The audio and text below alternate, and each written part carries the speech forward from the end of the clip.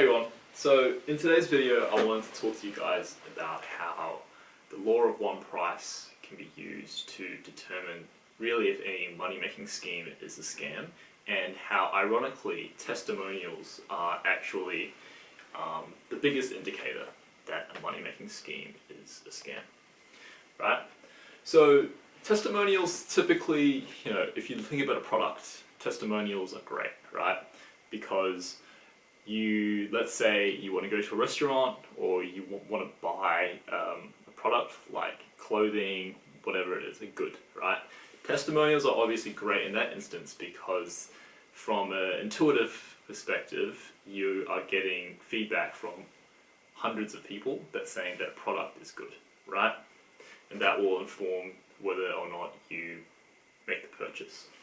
In money-making schemes or in investments actually, it's contradictory. It's actually the opposite outcome. When you have hundreds of testimonials or thousands of testimonials, it's actually an indicator that this is a bad decision to make and it is a scam. So let's get into it. So you have, a lot of online gurus, they'll have courses across various platforms. You'll have courses about how to make money on YouTube, right? Like ad revenues. You'll have courses on trading, right? We can lump crypto in here as well. You'll also have courses on like e-commerce, right?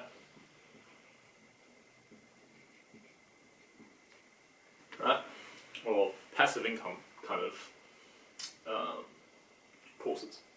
And the thing that gurus love to do when it comes to these kinds of things is they tell their audience that an average person can succeed in this scheme, and here is testimonials of hundreds of thousands of other people that have succeeded with this. And then on the website, you'll scroll down, you'll see 5-star reviews, you'll see people leaving comments, all praising the program, or even people record themselves saying how great the program is.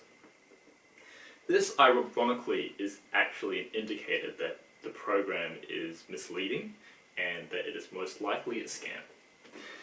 And you can explain this using the concept known as the law of one price, right? And the law of one price is quite simple. It's P1 is equal to E times P2. A lot of the time it's actually as well P1 is greater than E times P2. Greater than or equal.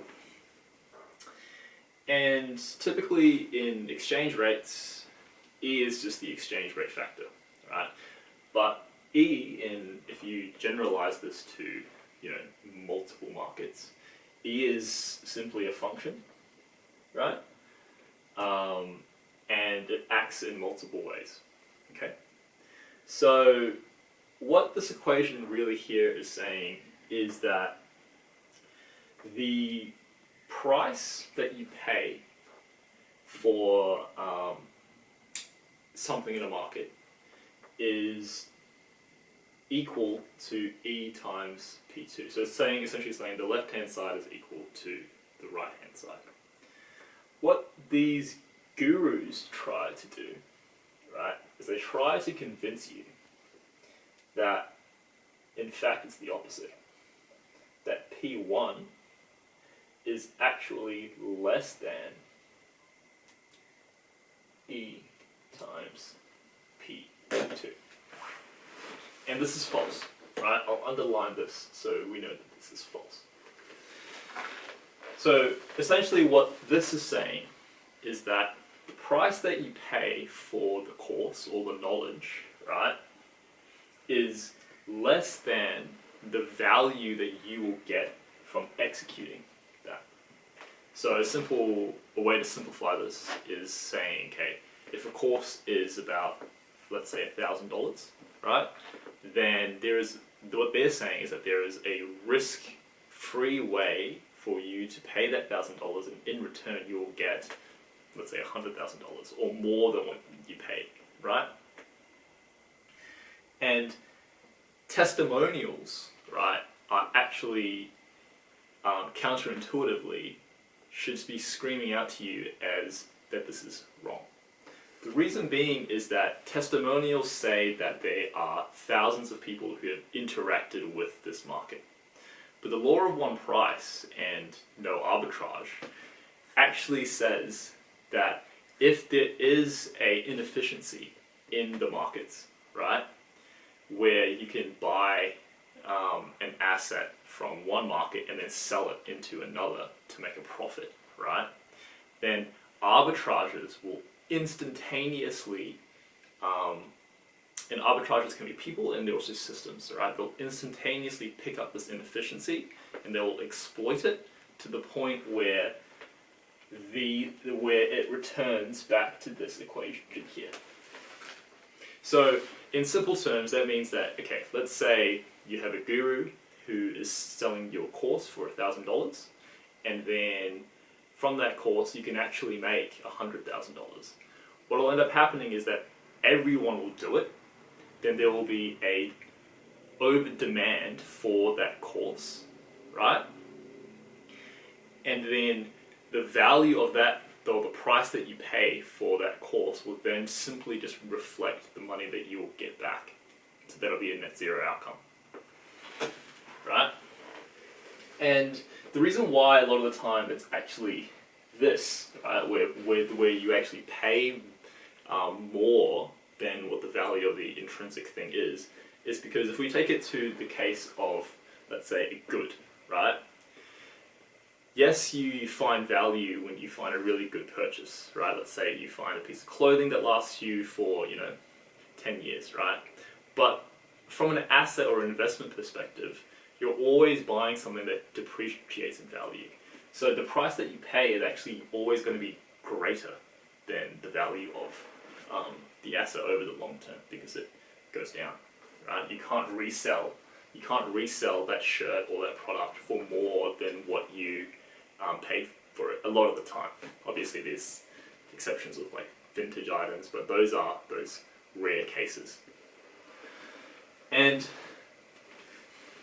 so if we see how this concept also applies in other cases, like in the real world, right? Let's say we take this equation to analyze education, right? Or like tertiary education. We still see that it holds up. So, for example, let's take the case of a medical degree, right? So we know that, at least in Australia, that doctors get paid really well, right? And we also know that typically the cost of doing a medical degree is less than the salary that you'll earn over in the long run.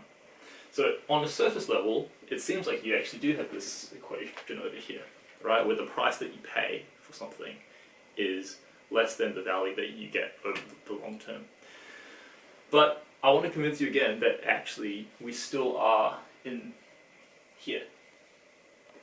So if we take the, let's say the price of a medical degree, I'm just making up numbers now, right? So let's say P1 is equal to, let's say, 10K a year, right?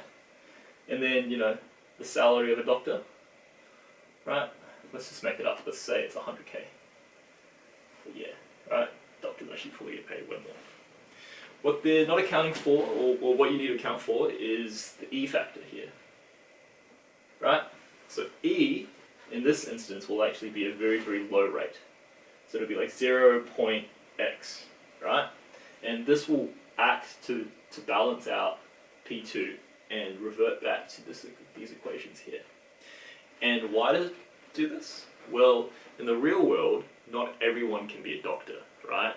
There's only acceptance rates into medical programs that only allow a few number of people in who apply, so there's always less people who get in compared to the number of people who apply, and there's also less people who pass, right, compared to the number of people who apply or get in. And if this wasn't true, what would end up happening is that you would have, let's say for example, everyone who applied for a doctor's degree got in.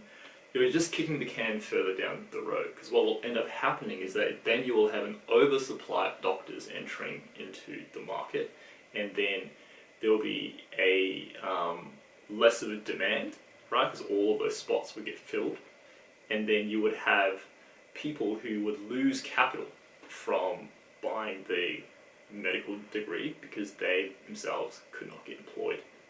So then again, you revert back to this concept of the law of one price. So, a few takeaways from this video. I know we've covered a lot, but the key takeaway is, again, whenever you are tempted to do a passive income program or a money-making scheme, you always have to think about testimonials are actually an indicator that this will most likely not work out. Now, if you come to that conclusion and you decide, I understand the risk, right, accepting that there will always be a risk in there, and you decide to take it on anyway, that's a different story.